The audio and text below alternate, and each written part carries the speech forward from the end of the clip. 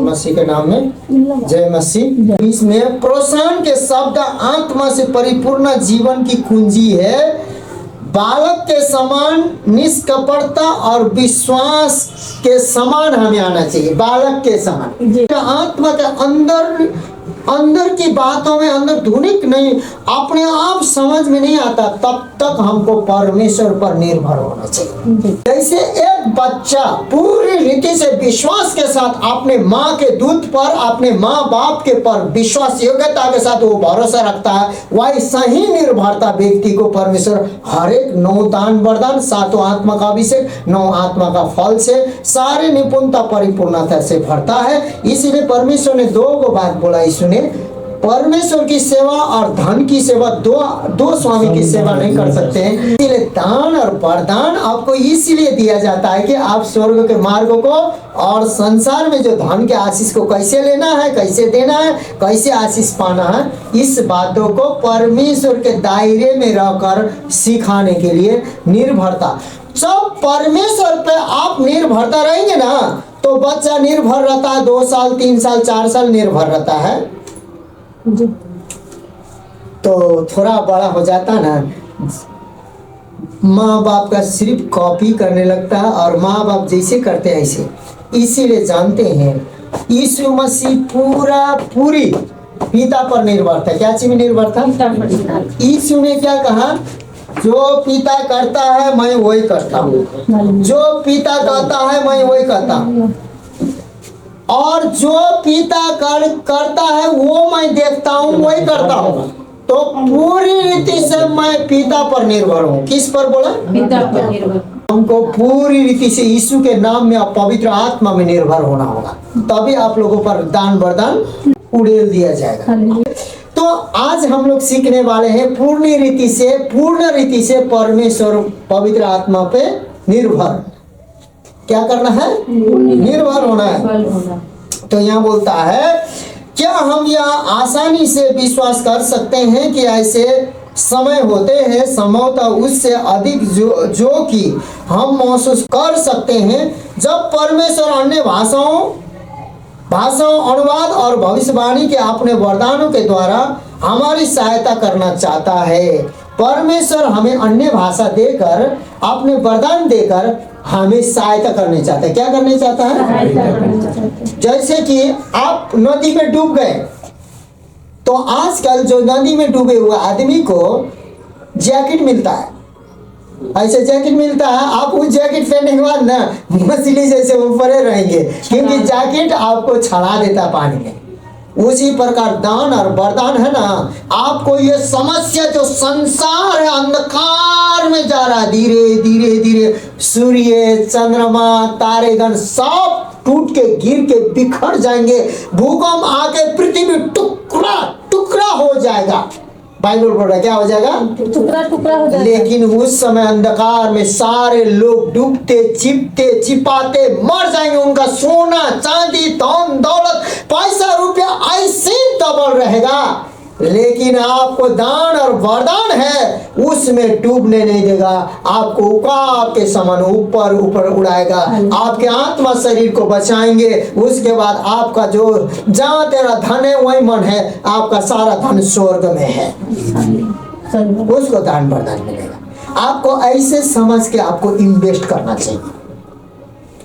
Pastor प्रचार करते हो ना, तो हमरा देवे की चाहिए, आपको नहीं मिलेगा आशीष, क्योंकि आपका वो सो इच्छा नहीं है। परमेश्वर क्या बोला? मेरे सामने हृदय बलि लेके आओ। क्या लेके आओ? आपको दान वरदान क्यों देता है? इसके लिए देता है। क्या देता है? इसके लिए देता है। अन्य भाषा दान वरदान इसलिए देता है, आप उस मुसीबत में परमेश्वर उस वरदान के द्वारा आपको सहायता पहुंचे। क्या करना है? आपको परमेश्वर लकवा मारे जैसा इधर से और इधर से उठाते हुए नहीं चलेगा, आपको साधन देगा। क्या देगा? साधन। डॉक्टर हमेशा लंगड़े को क्या करता है? उसको कंधे पर चलने के लिए वो सिस्टर दे देता है कि उसको क्या दे देता है? बोलिए तो। हाँ, क्या देता है? जो पैसा पैया। हाँ, पैसा की। ये भैया को याद है, क्या देता है? पैसा की। इसलिए हम लोग संसार में चलने के लिए पैसा लेना है ना, बैसाखी बोलते हैं। संसार में चलने फिरने के लिए परमेश्वर क्या देता है? अन्य भाषा वरदान। क्या देता है? अन्य भाषा वरदान।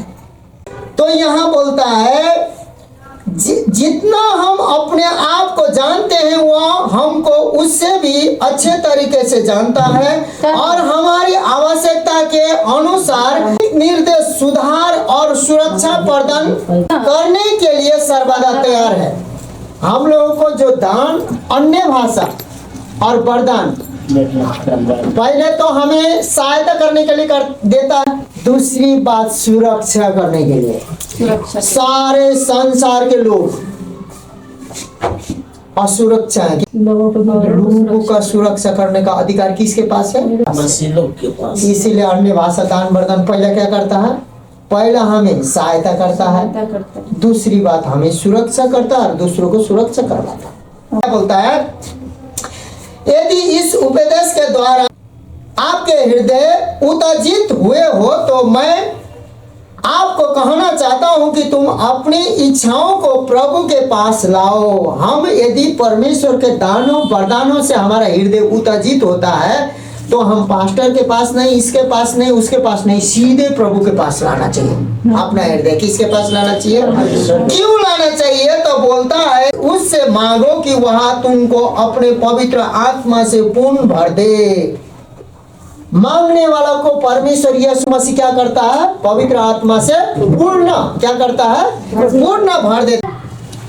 अब पूर्ण कैसे भरता है? और जैसे ही वह तुम्हारी आराधना में तुम्हारी अगुवाई करे तो प्रशंसा स्तुति की भाषा में अपनी आवाज को उच्च उठाओ।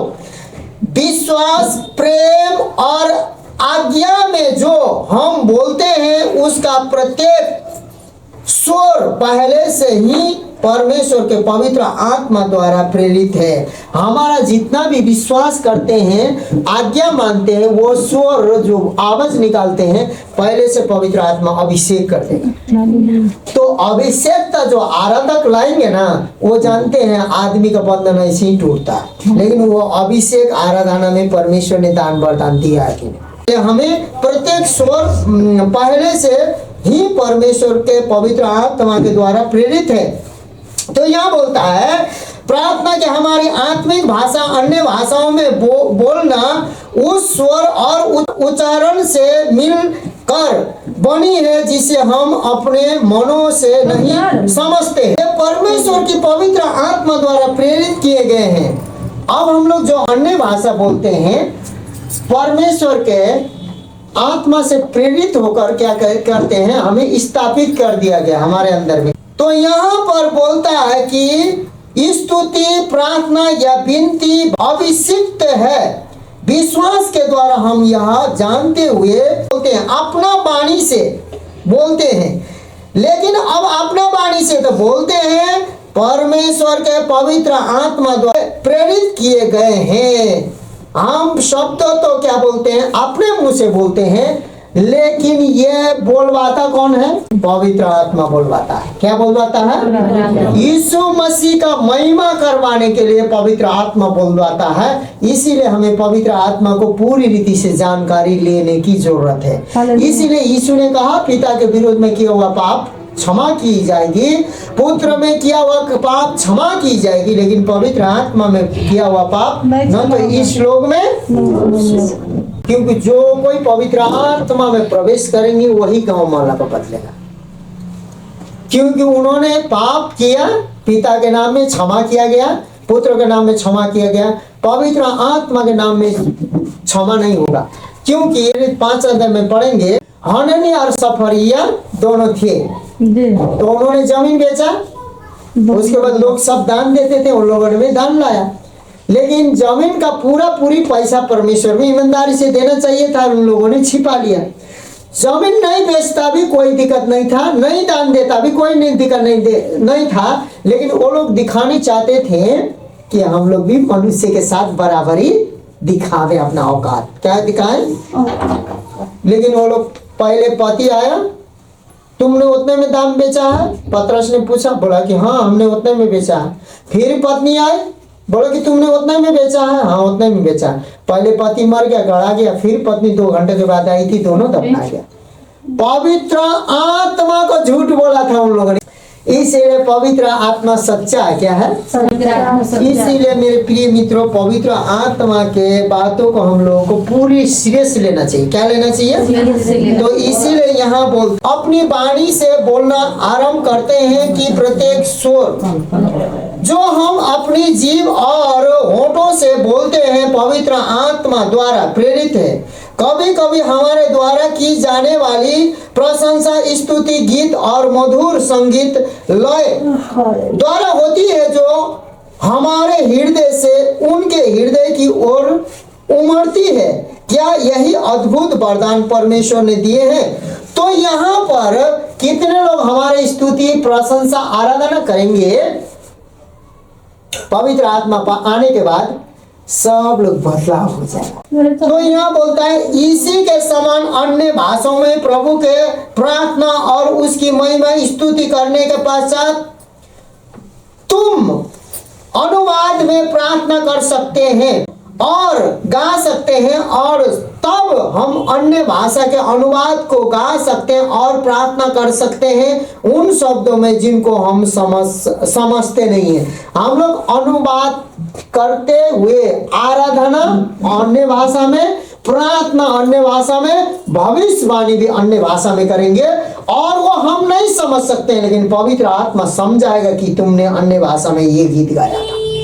तो वो गीत से लोगों को जानते हैं, दिमाग में नहीं छुएगा, डायरेक्ट हृदय में छुएगा, और पाप, अपराध, अधर्म, नाना प्रकार के रोग लोग चंगे हो जाएंगे। इस प्रकार से पवित्र आत्मा काम करता है। इसलिए हम लोग सीखे आए भर भर के प्रार्थना करें। तो फिर यहाँ बोलता है कभी कभी अन्य भाषाओं का वरदान आराधना भी होगी, और अन्य समय में यह प्रार्थना भी हो सकता है, जिसके द्वारा प्रभु चाहता है कि वह हम पर कुछ यह बात प्रकट करे जो हमारे जीवनों के लिए उसके हृदय के अनुरूप हो। उसके हृदय के अनुरूप हो मतलब उसके हृदय के अनुसार हमें प्रकट करने चाहता है। सुनो भाई बहन, हम ऐसा चाहते हैं। कौन बोल रहा है? यीशु बोल रहा है। कौन बोल रहे हैं? यीशु बोल रहा है। बोलता है इस तरीके से अनुवाद का वरदान हमारे जीवनों में अतिरिक्त उद्देश्य और सामर्थ्य ला सकता है। कभी कभी अन्य भाषाओं का वरदान भविष्यवक्ता की अंतर्दृष्टि ज्ञान का वचन लाता है, जो हमारे परिवार के लिए, कलीसियाओं के लिए, सुसमाचार सेवकों और यहाँ तक कि राष्ट्रीय व संसार के मुद्दों के लिए और अधिक इस स्पष्ट रूप से विनती करने में सहायता कर सकता है। परमेश्वर के लोगों को जिनको आत्मा के द्वारा प्रार्थना करने दी गई है, वे इस संसार में अंतर पैदा कर सकते हैं। हमें प्रार्थना का साधन इसलिए दिया जाता है कि हम अंतर कर सकते हैं। कैसे? ये पूरे गांव मोहल्ला में आपको अलग दिखना चाहिए, भाषा में, चलने में अलग दिखना चाहिए। क्या दिखना चाहिए? आपको पूरे गांव मोहल्ला में अलग दिखना चाहिए। तब आपको समझ में आना चाहिए कि अब मेरे साथ कौन है? जो मेरी ओर परमेश्वर है, तो हमारे विरोध में कोई नहीं खड़ा होगा। तो इसी में शायद भटकाने चाहता है। सुनना, शायद परमेश्वर तो साथ ना हो, लेकिन इसका मतलब हम अलग हैं, हमारा वृद्धि व्यवहार सबसे अलग है, तो इसका मतलब हमारे साथ परमेश्वर है। परमेश्वर में भरोसा करने वाला कोई लज्जित नहीं होगा। किसी के घर में आपको बुलाने जाना नहीं पड़ा, परमेश्वर ऐसा योजना बनाया कि आपके पास लोग आएंगे। ऐसा बनाना चाहता है पवित्र आत्मा। अब हम प्रार्थना के विषय में पौलुस के द्वारा दी गई शिक्षा को अच्छे से समझ सकते हैं, जो उसके जीवन में तब जन्मी जब वह मसीह के साथ मध्यस्थता की विनती करने वाले के रूप में था। ऐसा हो कि उसके वचन हमारे दैनिक जीवन प्रार्थना के लिए आदर्श वाक्य बन जाए।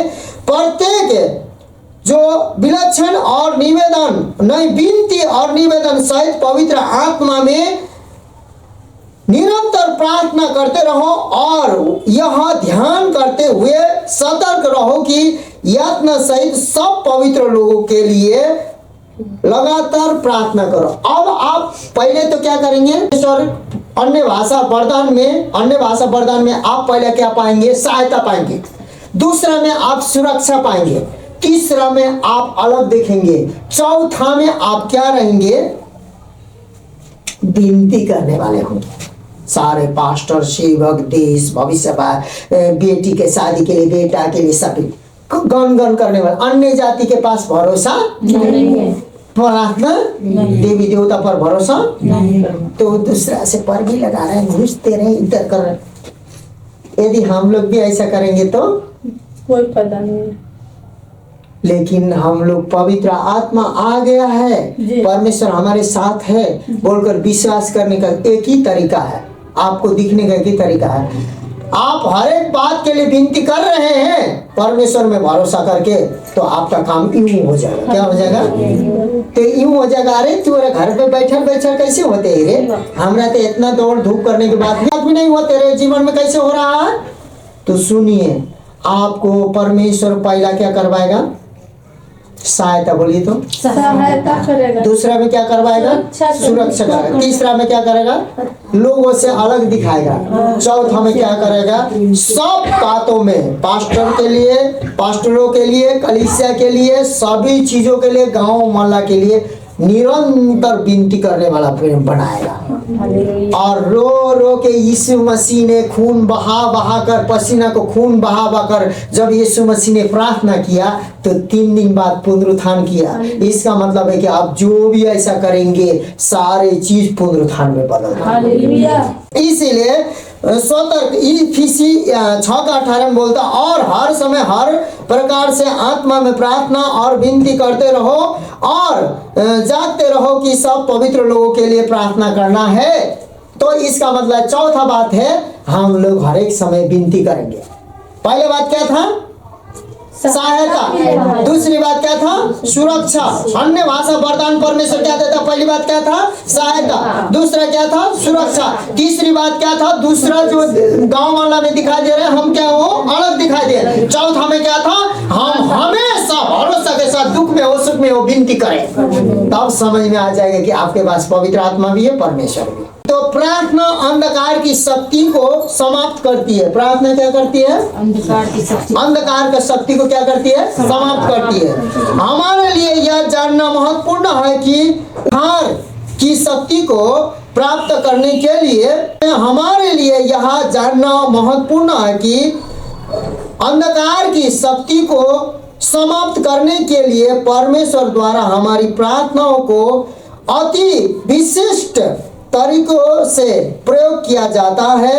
आओ हम इस सत्य को प्रकाशित करें। तो प्रकाशित वाक्य 8:3 से 5 में लिखा है इस प्रकार से क्या?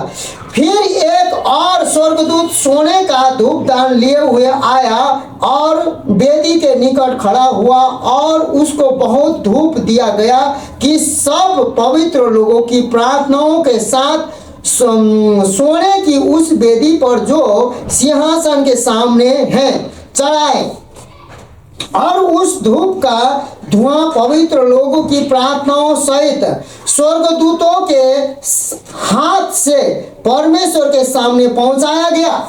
तब स्वर्गदूत ने धूपदान लेकर उसमें वेदी की आग भरी और पृथ्वी पर डाल दी, और गर्जन और शब्द और बिजलियां और भूकंप होने लगी। ये हमारा प्रार्थना जो है स्वर्ग में गया और वो उत्तर लेके आया, और हमारा जो प्रार्थना है क्या क्या बोला गया है? बिजली, गर्जन, नाना प्रकार के भूकंप होने लगी। मतलब शैतान और दुष्ट आत्माओं के जीवन में ऐसा भूकंप आने लगता है जो हमारा प्रार्थना होता है। जहाँ भूकंप आता है वहाँ आप खड़े रहेंगे। घर से लोग क्या करते हैं कि घर गिरने वाला है, हमारे घर ही, अरे थोड़ा हम पकड़ दो बोल के बैठते हैं लोग, अपना जान लेके भाग जाता है। आप भूकंप आते नहीं है ना। इसीलिए मेरे प्रिय मित्रों, हमारा प्रार्थना शैतान के जीवन में बिजलियां, तूफान, भूकंप ला देगा तो शैतान हमको पकड़ के बैठेगा। हाँ, वो अपना जान जी लेकर भागेगा। नरक की ओर जागेगा। ये इलाका में हम नहीं कुछ नहीं करेंगे। बिजलियां चमकती है। एक और स्वर्गदूत स्वर्ण धूप दान लिए वेदी के समीप खड़ा हो गया। उसे बहुत धूप दिया गया कि वह उसे सिंहासन के समक्ष रिक्त स्वर वेदी पर पवित्र लोगों की प्रार्थनाओं के साथ बढ़ाए और धूप का दिया हुआ पवित्र लोगों की प्रार्थनाओं के साथ स्वर्गदूतों के हाथ से ऊपर परमेश्वर के समक्ष पहुंचाया। तब स्वर्गदूत ने पूरा उसको लिया और वेदी की आग से भरकर उसे पृथ्वी पर फेंक दिया। फिर बादल का गरजना और भीषण क्या बोलते हैं नाद, बिजली की चमकना तथा भूकंप हुआ। अब ये जब हुआ तो इसका मतलब है हमारा प्रार्थना जब होता है तो दुष्ट आत्मा के जीवन में हलचल होता। ये सही है। 41 का 15-16 रुक जाना अभी। दुष्ट आत्मा को थर-थर कांपाने के लिए, दुष्ट आत्मा पर विजय होने के लिए, क्योंकि ये संसार के शासक शैतान राज्य कर रहा है। कौन राज्य कर रहा है? लेकिन ये राज्य, ये धन, ये पृथ्वी किसका है? हमारा है। परमेश्वर ने बना के किसको दिया था? तो परमेश्वर इस शासक को विजय करने के लिए वो चाहता है, विनती करे। पहला क्या चाहता है सुन लीजिए। पहला चाहता है हमें सहायता करे पवित्र आत्मा ने भाषा देकर। दूसरा चाहता है हमें सुरक्षा रखे। तीसरा चाहता है हम संसार से अलग दिखे। चौथा चाहता है कि हम पूरी रीति से विनती प्रार्थना करें और हमारा विनती प्रार्थना स्वर्ग जाए और स्वर्ग से वो ऐसा बिजली और क्या बोलते हैं भूकंप लाने वाला आंधी तूफान वाला प्रार्थना नीचे उतर आए। और उतर के आने के बाद यशायाह की पुस्तक में क्या लिखा है? एक एक करके पढ़ो। 15-16 देख मैंने तुझे छुरवाले दावने का एक नया यंत्र और चोखा यंत्र ठहराया है। यहाँ पर बोलता है देखो तुझे मैंने दावने वाली छुरी वाले दावने वाली दाव होता है ऐसे दाव काटने वाली और छुरी होता है ऐसे काटने वाली। ऐसा यंत्र का मतलब मशीन बना दिया है। एक छुरी नहीं लगा ले वहाँ लाखों करोड़ों छुरी लगने वाला बड़ा मशीन बना दिया है। वो वरदान देने चाहता है। कैसे? चम्मच कांटा बनाने नहीं चाहता है, इतना छुरी बनाने चाहता है, दावने वाली मशीन यंत्र बनाने चाहता। और क्या करेगा वो यंत्र? तू पहाड़ों को दाई वो यंत्र कौन है? हम बनेंगे। इसमें कौन बनेंगे? विनती प्रार्थना करने वाला यंत्र बनेंगे। और तू पहाड़ों को क्या करेगा? दाई कर सूक्ष्म उसको दाब कर काटेगा और सूक्ष्म धूरी करेगा। क्या कर देगा? रोगर के क्या करेगा? पहाड़ छोटा होता है। पहाड़ 20 अपार्टमेंट का एक जैसा होता है। पहाड़ देखिए कितना बड़ा पहाड़ होता है। 1000, 2000, 3000 फीट का पहाड़ होता है। ऐसा पहाड़ी को काटने वाला हमको क्या बनाने चाहता है? मशीन बनाने चाहता है, यंत्र। और तू पहाड़ और पहाड़ी को काटेगा, सूक्ष्म धूल बनाएगा और पहाड़ियों को तू भूसे के समान कर देगा। पहाड़ को काटेगा, सूक्ष्म धूल बनाएगा। छोटा छोटा टुकड़ा पहाड़ी को सूक्ष्म धूल करके भूसी के समान कर देगा। भूसी क्या होता है? हवा में उसको ताकत लगाने की जरूरत नहीं, अपने आप उड़ जाता है। भूसी के समान कर देगा पहाड़ी को। उसके बाद में तू उनको फटकेगा। उसके बाद पहले तो मशीन से काट देंगे, धूली करेंगे। उसके बाद उनको हम क्या करेंगे? सूप में डालते हैं ना, लावड़े चिउरवा भूसियो फटाक। भूसा क्या हुआ? परिस्थिति को तो हम सूप में डाल के क्या करेंगे? पहाड़ी को काटने वाला छुरी बनाएगा और उसको दाओगे और फटकोगे और क्या करोगे? और पवन उन्हें उड़ा ले जाएगी और हवा उड़ा ले जाएगी। हमको कोई करने की जरूरत नहीं। क्या और आंधी उन्हें तितर-बितर और पवन उड़ा ले जाएगा। अभी क्या बोला? तू तेरा प्रार्थना स्वर्ग गया तो भूकंप आने लगा। वो प्रार्थना उलट गया। भूकंप, आंधी, तूफान, बिजलियां चमकने लगी। आएगी, उसके बाद वही हमारा प्रार्थना छुरी पड़ेगा, भूकंप भी। हम आदमी के सामने तो साधारण दिखाई देंगे, क्या है इतनी को साधारण, लेकिन हमारे पास अंदर में यह पावर रहेगा और उस प्रार्थना के द्वारा पूरा तितर बितर आंधी, पहले तो हम ही फटकेंगे, उसके बाद हवा आएगा उड़ाएगा, उसके बाद आंधी आएगा, क्या आएगा आंधी आएगा। आंधी में कोई घर से बाहर निकलता है, ऐसा आंधी आएगा, उसके बाद क्या करेगा शैतान कहाँ है पते, आंधी आएगा तितर बितर करेगा, परंतु तू यहोवा के कारण मगन होगा। परंतु आप और हम यहोवा के कारण, किसके कारण, यहोवा के कारण। क्योंकि जानते हैं हमारा प्रार्थना वहाँ सुन लिया गया। पहले तो परमेश्वर हमारा सहायता करेगा, दूसरा में हमारा सुरक्षा करेगा, तीसरा में हमें अलग करेगा, चौथा में हमारा प्रार्थना सुनेगा, उसके बाद प्रार्थना उड़ल दिया जाएगा प्रकाशित वाक्य के अनुसार, उसके बाद बिजलियां चमक गई और आंधी आई और तूफान आई, भूकंप आया, उसके बाद शैतान का गढ़ सबको हिला दिया, तितर बितर किया, उसके बाद ऐसा मशीन हम बन गए, पहाड़ और पहाड़ी को काटने लगे और सूक्ष्म धूल हो गया और फटकने लगे, आंधी आई और तूफान आया उड़ा के ले गया, क्या हुआ, और हम परमेश्वर के कारण क्या हो गए, मगन हो गए, क्या हो गए, मगन हो गए, और मगन होकर क्या हुआ, और इस्राएल के पवित्र के कारण बड़ाई मारेगा। हाँ, इस्राएल के पवित्र के कारण बड़ाई मारेगा। सबको मालूम है सबसे पहले आदमी को ऐसे करेंगे तो हमारा कौन क्या झपकता है, सबसे पहले क्योंकि जानते हैं ये आँख है ना, हमको बहुत सुरक्षा रखने के लिए परमेश्वर ने बोला है तुझे मैं आँख की पुतली के समान बना के रखूंगा, सबसे पहला। इसीलिए जानते हैं हम तो परमेश्वर का कहा तो आँख का पुतली है, सही बात है। आँख का पुतली को चोट ना लागे बोल के सबसे पहले ये आँख पलक झपकता है। इसी प्रकार परमेश्वर हमें इतना सुरक्षा दिया है ना हमको कि खुद करना है। इतने में समाप्त करते हैं।